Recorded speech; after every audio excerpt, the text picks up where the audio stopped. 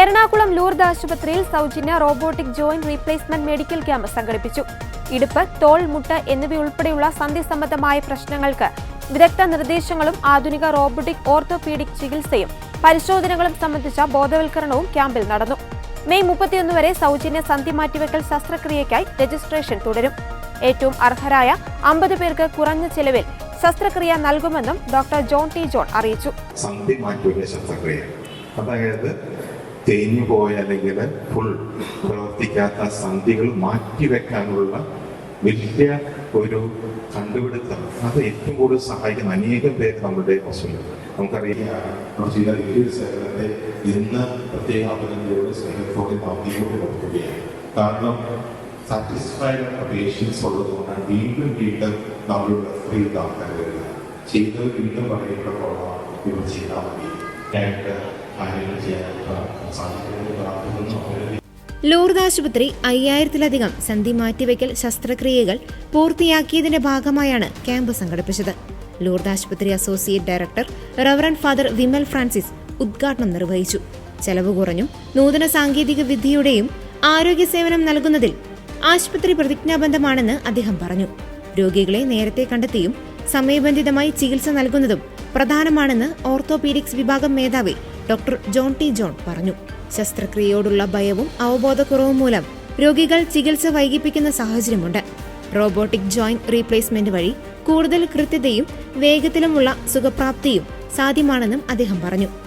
Orthopaedics വിഭാഗം മേധാവിയും senior കൺസൾട്ടന്റുമായ doctor John T John, interventional management വിഭാഗം മേധാവിയും സീനിയർ കൺസൾട്ടന്റുമായ doctor Tisha Ann Babu, orthopaedics senior കൺസൾട്ടന്റായ ഡോക്ടർ ജോയ്സ് വർഗീസ്, ഓർത്തോപീഡിക്സ് കൺസൾട്ടന്റായ ഡോക്ടർ ഷിനായ് ബി സലാം എന്നിവർ മെഡിക്കൽ സെഷനുകൾക്ക് നേതൃത്വം നൽകി.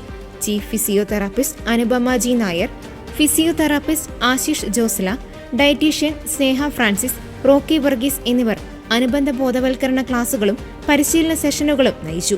ക്യാമ്പിന്റെ ഭാഗമായി ആർത്രൈറ്റിസ്, സ്പോർട്സ് പരിക്കുകൾ, സ്പെയിൻ സംബന്ധമായ പ്രശ്നങ്ങൾ എന്നിവയ്ക്ക് പരിശോധനയും നിർദ്ദേശങ്ങളും നൽകി. അസ്ഥികളുടെ കാഠിന്യം പരിശോധന തുടങ്ങിയ സൗകര്യങ്ങളും ഒരുക്കിയിരുന്നു. അർഹരായ രോഗികൾക്ക് ശസ്ത്രക്രിയ ചെലവിൽ ഇളവുകൾ ഉൾപ്പെടെയുള്ള സഹായവും നൽകി.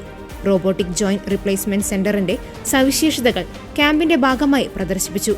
ആധുനിക ഇംപ്ലാന്റുകളും റോബോട്ടിക് സാങ്കേതിക വിദ്യകളും ഉൾപ്പെടുത്തിയ പ്രദർശനവും സംഘടിപ്പിച്ചു. അടുത്തിടെ വിജയകരമായ ജോയിന്റ് റീപ്ലേസ്മെന്റ് ശസ്ത്രക്രിയകൾക്ക് വിധേയരായവർ ക്യാമ്പിൽ പങ്കെടുത്ത് അവരുടെ അനുഭവങ്ങളും ചികിത്സാ രീതികളും പങ്കുവച്ചു. ഞാൻ നല്ല വേദനയോടുകൂടിയാണ് ഇവിടെ വന്നത് 4 മാസം മുമ്പ്. അപ്പോൾ വന്നിട്ട് സാറിനോട് പറഞ്ഞപ്പോൾ സാർ പറഞ്ഞു അതിനെന്താ നമുക്ക് നോക്കാം, വേദന മാറ്റാം, അപ്പോൾ അത് മാറ്റിവെക്കേണ്ടി വരും, അല്ലാതെ നിവൃത്തിയില്ല. എനിക്ക് നടക്കാൻ പറ്റൂലായിരുന്നു, തീരെ വയ്യാതെ ശരിക്കും വളഞ്ഞാണ് നടന്നിരുന്നത്. അപ്പോൾ ഒരു കാലിനാണ് ശരിക്കും പ്രശ്നമുള്ളത്. അപ്പം നമുക്ക് നോക്കാമെന്ന് പറഞ്ഞു. പിന്നെ അത് എല്ലാ കാര്യവും എനിക്ക് നന്നായിട്ട് ചെയ്തു തന്നു. സർജറിയുടെ ഡേറ്റ് എടുത്തു, പിന്നെ സർജറി ചെയ്തു. പിറ്റേ ദിവസം തന്നെ എന്നെ നടത്തിച്ചു. ആഷിഫ് സാറാണ് അത് എല്ലാം ചെയ്തു തന്നത്, നടത്തിച്ചതൊക്കെ. പിറ്റേ ദിവസം എനിക്ക് നല്ല വേദന ഉണ്ടായിരുന്നു. ടിഷ മാഡമാണ് എനിക്കത് മാറ്റി തന്നത്. പിന്നെ 1.5 മാസം കഴിഞ്ഞപ്പോൾ ഞാൻ നന്നായിട്ട് നടന്നു. എൻ്റെ എന്താണെന്ന് നിങ്ങൾ പറഞ്ഞാൽ മാത്രമേ നമുക്കത് സോൾവ് ചെയ്യാൻ പറ്റുള്ളൂ. അത് അങ്ങോട്ടും ഇങ്ങോട്ടും പേഷ്യൻസ് അങ്ങോട്ടും ഇങ്ങോട്ടും സംസാരിക്കുമ്പോൾ നിങ്ങൾക്ക് തന്നെ അറിയാം എന്താണ് പ്രോബ്ലംസ്. അതിന് ഇപ്പോൾ ഒരാള് ഒരു ഇവിടുത്തെ ഒരു എഞ്ചിനീയറിംഗ് സ്റ്റാർട്ട് ചെയ്തത് ആക്ച്വലി നമ്മള് നേരത്തെ ഇവിടെ പണ്ട് മുട്ടുമാറ്റി വെച്ചു. ഞാനിവിടെ 2007 ജോയിൻ ചെയ്തത്. അതിനുശേഷം ഇപ്പോൾ നമ്മൾ 5000 മുട്ടുമാറ്റി വെക്കുന്ന ശസ്ത്രക്രിയ കൂടുതൽ ചെയ്തിട്ടുണ്ട്. അപ്പൊ ആദ്യത്തെ പേഷ്യൻസ് ഒക്കെ നമ്മൾ ശ്രദ്ധിച്ചു കഴിഞ്ഞാൽ ഞങ്ങള് നടത്തുന്നത് തന്നെ 2 ദിവസം കഴിഞ്ഞായിരുന്നു നടത്തുന്നത്. 2 കാലിലും ആ അടുത്ത ദിവസം ഭയങ്കര